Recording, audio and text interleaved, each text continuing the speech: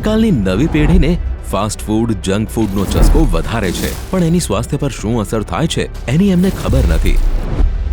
અન્ય ધાનોની સરખામણીએ બાજરીમાં જે તત્વો રહેલા છે એ આરોગ્ય માટે ઉત્તમ અને પૂરતી માત્રામાં છે.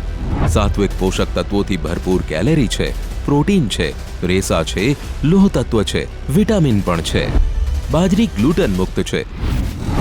પ્રતિ 100 મિલીગ્રામ બાજરીમાં કેલેરી 373 મિલીગ્રામ, ફેટ માત્ર 4 મિલીગ્રામ, પ્રોટીન 77 મિલીગ્રામ. ઉપરાંત બાજરીમાં કાર્બોહાઈડ્રેટ 72 મિલીગ્રામ જે ડાયાબિટીસમાં ઉપયોગી નીવડે છે. અદ્રાવ્ય રેસાની માત્રા 4 મિલીગ્રામ જે સાકરની માત્રા ઘટાડી ઇન્સ્યુલિનની કાર્યક્ષમતા વધારવામાં તથા પાચન તંત્રની ક્ષમતા પણ મજબૂત કરે છે. બાજરી અને જુવારમાં આયરન ખાસ તો લોહ તત્વની ઉણપવાળા દર્દીઓ માટે ખૂબ જરૂરી છે. એ સિવાય ડાયાબિટીસના દર્દીઓ માટે મિલેટ્સ એટલા માટે જરૂરી છે કે આ ફૂડની અંદર લો ગ્લાયસેમિક ઇન્ડેક્સ હોય છે.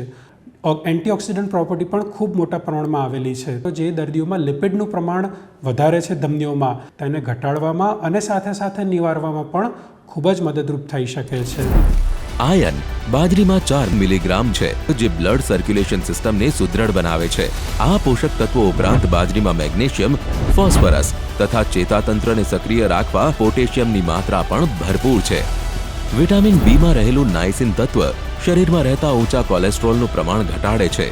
B3, થાઇમાઇન તથા ફોલેટથી ભરપૂર B9 જેવા વિટામિન્સ પણ બાજરામાં રહેલા છે. સર્વ રોગોનું મૂળ પેટ છે. મિલેટ ધાન આપણા પાચન તંત્રને સક્રિય રાખે છે, એટલે મોટાભાગની બીમારીઓથી બચી શકાય છે.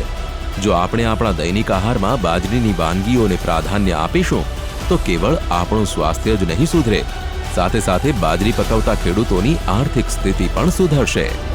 શ્રીની સમૃદ્ધિ અને ખેડૂતોનું માન એટલે મિલેટ ધાન. કૃષિ, ખેડૂત કલ્યાણ અને સહકાર વિભાગ દ્વારા જનહિતમાં જારી.